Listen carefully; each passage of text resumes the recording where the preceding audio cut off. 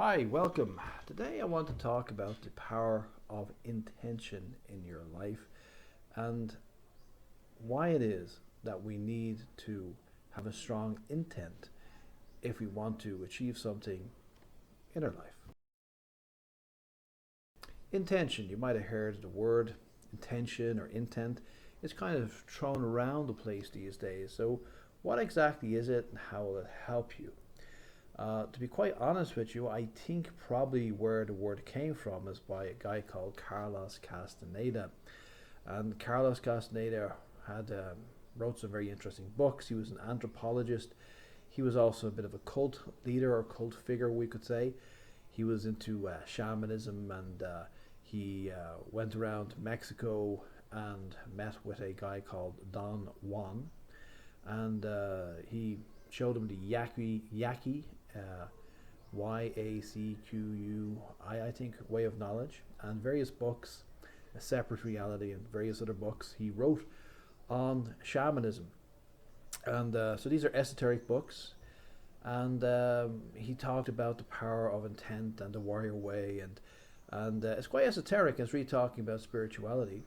But somewhere along the way, I think this kind of met with or bonded with the kind of law of attraction stuff that we see going around these days. So, what exactly is it and what do you do with it? So, the idea of the law of attraction is that pretty much whatever you think about and feel about comes about. So, we actually had, going back to I think 1921, we have Emil Kuh's book on the power of self autosuggestion, and that got people thinking about using phrases over and over again in order to program the brain. And by the 1950s and 60s, there's books out like The Power of Positive Thinking by Norman Vincent Peale, for example. And they'd have these nice stories about Tom or Jane or whoever they were and how they turn their life around by thinking more positively and using autosuggestion. And then in 2006, very populistic kind of video came out, kind of a half documentary style kind of video called The Secret, and you have all these sort of self-help gurus talking about the law of attraction. And the law of attraction pushes things a bit further, because the problem with the power of positive thinking is it's like you're trying to force yourself to be positive. And what the law of attraction is saying is that your subconscious mind is the doer. You are the person who makes the decision, and your subconscious mind is the doer. And whatever you think about and feel about on a regular basis, you will bring about. And so it's a higher stage of thinking than just positive thinking. So lots of people could have positive thinking, but if their subconscious beliefs are different, they can't win. Okay. If you look at the field of hypnotism, for example, hypnotists know for many decades now that if it's a question of willpower, everyday willpower, versus imagination, imagination will always win out. So, for example, you want to speak in public, and you're 100% convinced of the logical reasons for speaking in public, but then you go to speak in public and your knees start knocking and all this stuff. You go to speak in public and your knees start knocking. Why? Because although you know consciously that you need to speak in public, subconsciously you're afraid and you don't think you can speak in public. And probably a lot of this stuff stems from early life, when we have embarrassing moments as small children, and other kids are looking at us and pointing at us and stuff, and so we get this embarrassed kind of feeling. And much like there's a popular dream that people have, which is, well, it's not popular, but let's say it happens a lot, is the dream of standing in front of an audience of people with your pants down. Where does that come from? Probably comes back down from early life experience, embarrassment, because we have to learn how this functions, and we have little mistakes, and somebody looks at us and makes fun of us, or we're in school and we do something embarrassing. And so we have these early life experiences as a young child where we don't have much body control and we don't know much, and we make little mistakes, and then either somebody laughs at us or we feel that somebody's laughing at us. And so we got this programming early in life: don't make a fool of yourself in front of others. And this is why most people struggle with things like speaking in public, calling strangers up, trying to sell something, trying to ask somebody out on a date, okay? All of these sort of things, looking to close a deal if you're a salesperson. So all of this stuff tends to be a challenge because of these early life experiences. So it doesn't matter how much you think about logically here why you want something, as long as down there, in your heart, in your deep subconscious mind, you have a different belief system. So the really great thing about the law of attraction is it tackles this idea of what you believe. Another thing with the law of attraction is how the mind works. The conscious mind is rational and logical, but the subconscious mind is somewhat intuitive, it is visual, it is non-rational. The subconscious mind does not really have a personality such as like mechanistic. It's like the same way, you drive your car and it has certain inbuilt computer programs, algorithms that do certain things, like adjust the temperature, okay?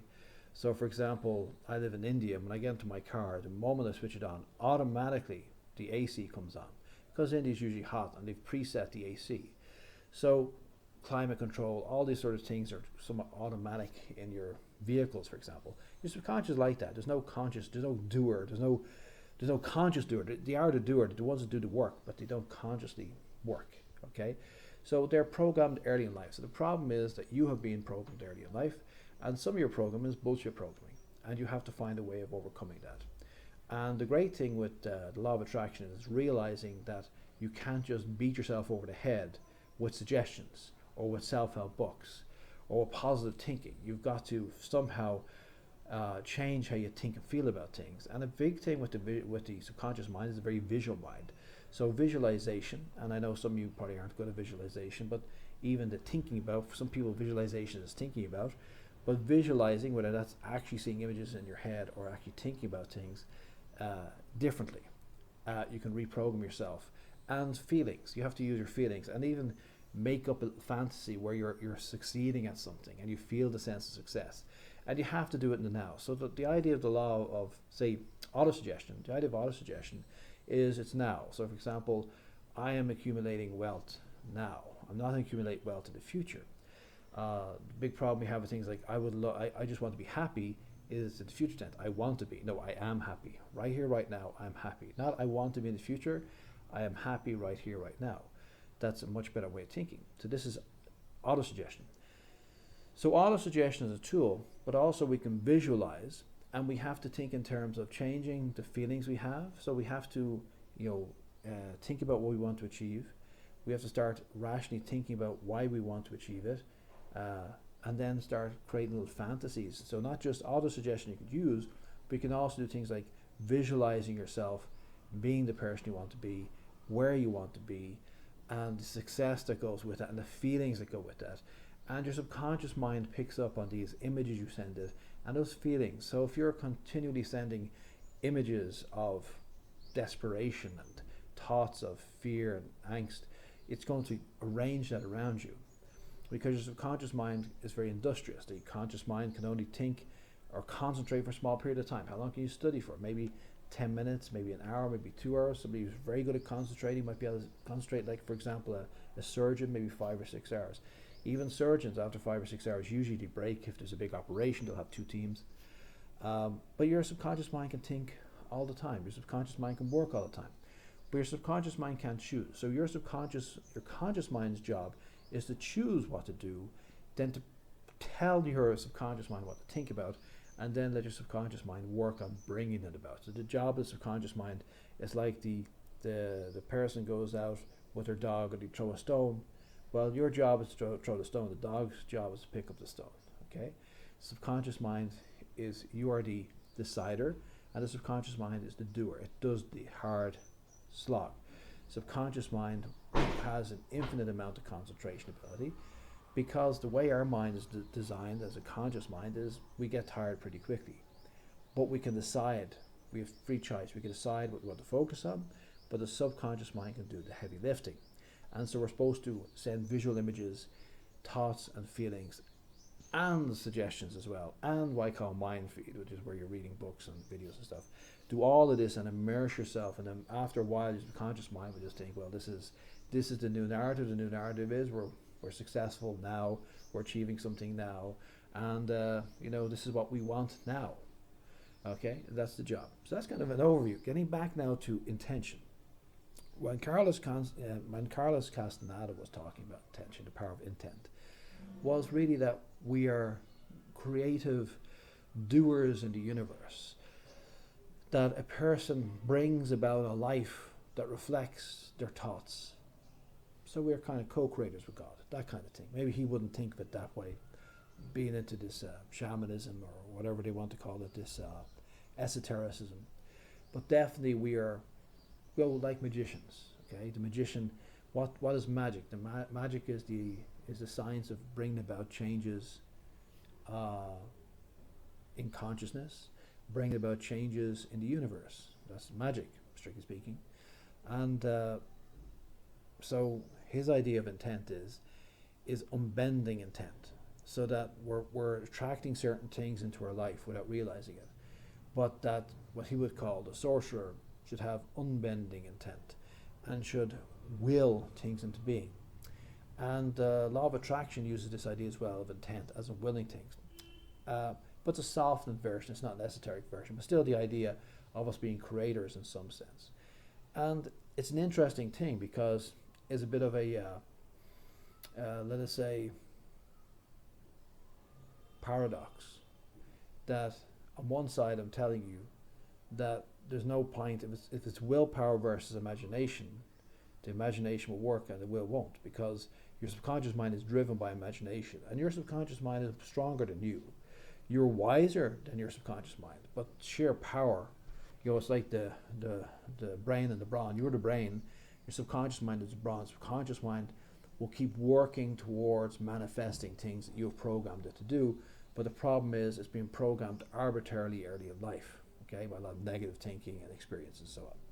So in this sense, your willpower, your conscious willpower, cannot go against the sheer power of your imagination, because your imagination programs the subconscious mind. And the subconscious mind is not listening to your willpower. The subconscious mind is listening to your imagination. So in this sense, imagination will always win over willpower. But from the point of view of unbending intent and intent as will, what Casteneda is really talking about is that when you consciously focus on something you want to achieve, and you get rid of all doubts and fears about it, and 100% focus on that thing, you start manifesting it. So it's different than the will in the sense of what we would normally call willpower, which is I'm forcing myself. Like I'm forcing myself not to take cigarettes, for example. And every time I want to take a cigarette, I don't take a cigarette. I'm using my willpower. And ultimately, if I haven't trained the programming in my subconscious mind, I'll be able to hold off cigarettes for maybe a week or 2 weeks or maybe 6 months. But the moment I stop applying my willpower, I will be back on the cigarettes. That's what we normally think of willpower. And the word will is actually many things. And so we use this word called will or willpower. We use it kind of badly because it's more than one type of will. So that's the type of will we tend to think of. The type of willpower that Casteneda is talking about with the power of unbending intent, and the one that the law of attraction people use, is really the idea of making a conscious decision that you're going to get to something in your life, you're going to produce something, and then weeding out all uncertainties or doubts about it and working towards that thing. You see, it's different than I won't take a cigarette. Okay, it's not that forcing myself, it's not that type of willpower. Okay, so for example, if there's a burning building and somebody's inside the building, you're terrified, but you feel you have to go in to save that person, then you have to use the first type of willpower. You have to force yourself against all fear to do it. If you're first time, maybe jumping out of an airplane with a parachute on, again, you might initially have to use that first type of willpower. But this second type of will is more like let's say a philosophical decision that you've made about your life. So it's not the forcing anything, but it's still willpower, as in it's an active force from within to create change about me, but it's more of a long-term perspective rather than just me, trying to force myself to do something, okay? So this kind of willpower is a willpower that does work. Because the first one is, if it's about me trying to force myself to, say for example, jump out of an airplane with a parachute on, versus my imagination telling me I'm going to die if I jump out of the airplane. In general, the imagination will work and I won't jump out. But of course, I might be, very focused on doing it, and maybe I've got a guy in the back, a trainer or something, he pushes me out, okay? So, yeah, in that case, you can force yourself to do something, but in the long term, if you want to be a happy skydiver, you'd really want to change your programming about skydiving, and maybe if you got a couple of jumps behind you as well, you might get more enthusiastic about it, right? So that's the first type, but we're talking about a second type of willpower, which is a long-term philosophical application of the will in manifesting what you want in life. So the key here with unbending intent is you make a choice what you want. And every time there's a doubt or a fear, you rationalize it, you think about it, you put it to one side. And so you strengthen your willpower, you strengthen your intent over time, over a period of weeks and months, possibly years, till it becomes, so it starts off as intent or intention, and it eventually becomes an unbending intent. And it literally becomes like a power or an energy in life that you become unstoppable. We see this in boxing, for example, sometimes, like a great boxer or MMA fighter or something. They psych themselves up to a state that they know that they're going to win. And I think fighting is a great example. Boxing and MMA, for example, and all types of fighting are a great example of this unbending intent, that boxer A versus boxer B, and boxer A has literally taught himself or herself into a position, or fighter A, they've put themselves into a position where there's zero doubt, I'm going to win. I'm going to beat that person. That's unbending intent. So you want to apply yourself towards something, and you work towards it over a period of time. Not that I'm not going to smoke a cigarette in the next 5 minutes. Okay, I'm not going to eat a chocolate bar today. But the long-term envisioning of your life, willing your life to be something, deciding and choosing what to do with your life. This is the power of intent. Now, Casteneda would also say that it's actually a power and energy, and we can get into that. But let's say for now, it's programming your entire being, including your subconscious mind, which is the doer. You're the thinker, it's the doer. Training your doer into, this is what I want. And when this is what I want, and there's no other possibility, then your doer will just do that. And it'll move mountains, if necessary, to achieve what you want to achieve. Now, a lot of people throw this word intent, intention, all the time, all over the place. But really it's quite rare, and it's difficult to get, because it's not like you can pull it out of your ass. It's something you have to work on over a period of time and develop that intent towards something in life. And as far as I can see, what's really at work here is that human beings have been blessed with the ability of creativity, and that God has given us free choice. So free choice and creativity, and we are free to choose or manifest whatever we want on this earth. And of course the earth's in a mess, because everybody's in a mess, nobody knows what they want, everything's a big mess. But if we choose, we can create, and we're actually all creating all the time. We just don't realize we're creating a life around ourselves all the time. We're attracting certain things and we're repelling certain other things. And the power of intent is realizing that I actually have been given this God-given power to create my own life. There tends to be a conflict between esotericists on the one side, like the modern magicians and so on, who talk about I am God, and the traditional images on the other side of religious people who say, no, I'm not God. And I feel there's a bit of a confusion in that, because the I am God crowd tend to be dismissive of religious belief because they feel the importance of personal empowerment.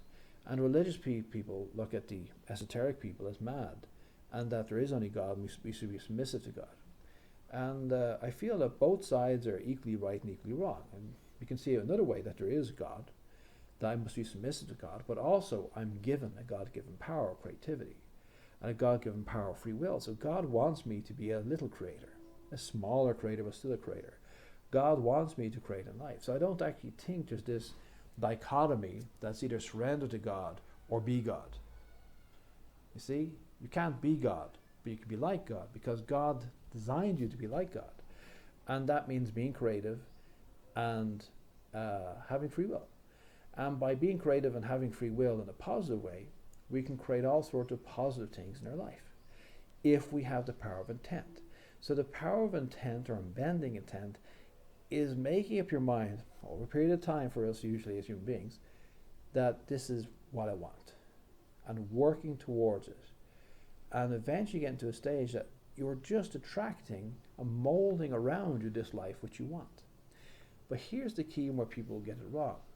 Where people get it wrong is they want to intend one thing today and they want to intend another thing tomorrow. It can't be like that. I often say in the videos on this channel, congruence, that there is an inner value system, or I like to call it the heart's desire. Something given to you by your soul, your actual desires to fulfill a template or destiny in your life. And it tends to be like this and we're all over the place. But if we can become congruent with it, we are working with our soul towards fulfillment of the destiny of our life. And when we do that, miracles can occur. But the whole thing with this congruency, with this inner values, these inner heart desires, is that we must be consistent in what we're working at. What people tend to do is, I intend to become wealthy. I intend to become successful. I intend to have a great body perhaps. And I intend to have a big bank account. But what they're not doing is, number one, they're not tuning into their heart's desire. Is this really what you want? What does your soul want for you? Your soul, before you were born, created a pattern or a template. What is that pattern or template? So we have to find ourselves to some degree. We have to find out. Now, it's very hard to find out your full self, but find out certain patterns. You'll see certain patterns if you look deep enough in your life which direct you in the right direction for you. So that's number one, you're creating the right way. And the second thing is being consistent with this intent. Not intending, I want a big swimming pool today and tomorrow I want a Lamborghini. That's not intending, okay? Intention is, I am becoming a great liar. I am becoming a great doctor. I am becoming a great writer. I am becoming a great person. I am fulfilling my destiny of artistic creation or becoming a great business person or whatever it is. I'm becoming it. And working on finding out what it is that you really want to do and working more and more to it. And being a human being, if we can think of it this way, that God could create the earth in moments by the sheer power of intention. Now, we're not God, we're small little creators, but we can create a great life through the power of intention. But we need to work over a period of time, because human beings take a little while.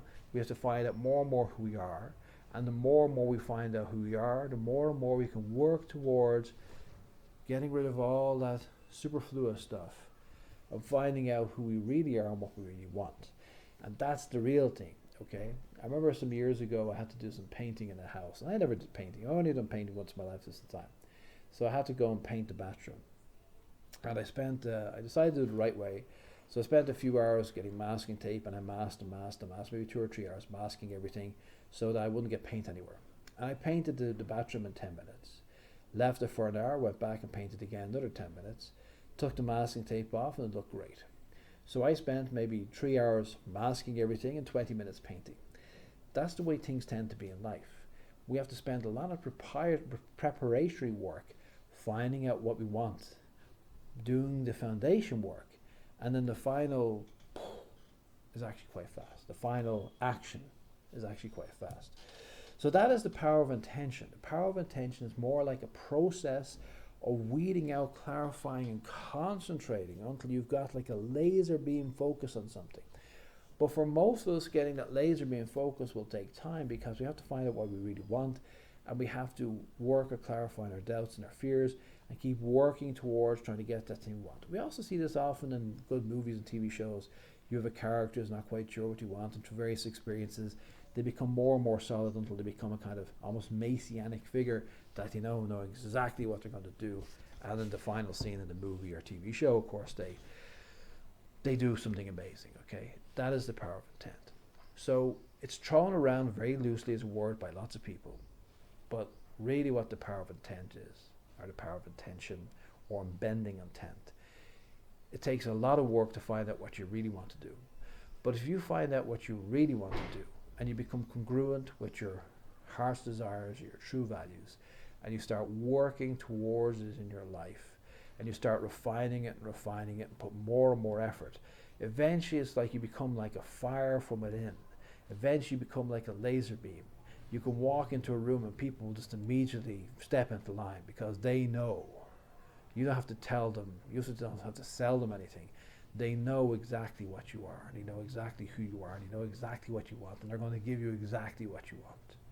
Because you 100% know deep within you, from months and years of working on this goal, they know what you want, and they're going to give you what you want, and the entire universe is going to line up and give you what you want, because you worked on it so hard, and you're so congruent in your thinking and your feeling and your visualization about it. That is the power of intention. Where a lot of people get it wrong is they start to do something, but they don't really have it, okay? There's a great scene in the first Matrix movie where Neo goes in to talk to the Oracle, and she says, you got all the abilities, but you're not really in it, okay? You're not really in that thing. And what she means is that he hasn't made the choice. But eventually he does make the choice. And the movie makes the choice when it's a question of his life is saved. In the Matrix movies, Morpheus saves Neo's life. And he realizes that the only way that Morpheus saved him because he believed that Neo was the one, and Neo has to save Morpheus or walk away. And at that moment, that decision, he made that choice. And now he had the unbending intent. So people think they want things, but do they? So for example, I talk to students sometimes because I work as a school teacher, and for example with medicine, I know there's a lot involved in becoming a doctor. I talk to students and ask them about what are they going to do if they don't get into medicine first time they apply. And very, very often I see the students say, I'll do something else. And I know if that's what they really think, then they're not going to make as a doctor. Medicine, for example, is a very good example that if 100 people get into medical school, usually the dropout rate is 1%. Very few people leave. Because to get into medical school is usually so hard, depending on what country, but usually it's very hard to get to medical school. So to some degree, the person has an unbending intent to get into medical school. And the studies in medicine are so hard. So pretty much anybody who's become a doctor, maybe somebody here might be a doctor, who knows, to get through medical training is kind of like a vocation rather than like a job. You have to have unbending intent. And most people don't really have that, and not initially at least. So things like, I'm going to go for really hard to get into a career like medicine, and if I don't get it first go, I'm going to walk away. Well, that would tell me at this stage this person isn't taking that decision seriously. Now, of course, there's different careers, like you could want to become a fighter pilot, and you get bunged off the course and you can't get in no matter how hard you try. That's outside your power. But let's say fighter pilots, for example, the training to be a fighter pilot, a person might be failing, and they're giving opportunities to retrieve themselves or reprieve themselves. Before they get bunged off the course, they're taking on another sortie, maybe one or two sorties. If the unbending intent is there, there's a good chance they won't get bugged off if they really, really, really dig deep. So that's the sort of thing we're talking about, this unbending intent. The business person looks like their business is going to fail, and they say, it's not going to fail. And they just dig really deep. Now you're getting into intention. Intention is making that decision that this is it. I'm not stopping. I'm going to keep going, and I'm going to achieve what I want to achieve. And that's when you start seeing miracles in your life. Most people think they're intending, they think they're focused, but as long as there's an option to jump out, as long as there's an option to walk backwards, as long as there's an option to no longer do it, you're not really having an unbending intent. You're lacking intention. And that's not necessarily a bad thing. You don't need to have unbending intent in every aspect of your life. But if you're devoting a lot of time and effort to something, shouldn't you have unbending intent? If you want a six-pack, shouldn't you keep at it till you achieve it? If you want $1 million in a bank, shouldn't you keep at it till you achieve it? If you want to change your life and make it a very dynamic and amazing life, shouldn't you keep at it till you achieve it? Now we're getting into intention. So The power of intention is amazing, but the power of intention or intent means that you have to work at weeding it out and getting to a stage where you are 100% congruent with this concept and it's part of your life, and you are now being a creative person in a state of 100% free will, knowing what you're doing and why you're doing it and working towards it. And now you're getting into intention. And once you have intention, you're very clear about what you want to achieve, and you have intention, then you can achieve whatever you want to achieve. And nobody will get in your way, because 99.99% of the time, 99.999% of the people do not have an unbending intent. And they will simply give away to you because they feel your seriousness. It's not just a talk. They know that you are real, and they will literally give you what you want because you are more serious than they are. And that is the power of intent, or unbending intent, or intention. Hope you liked this video. Please like and subscribe. I'll talk to you next time.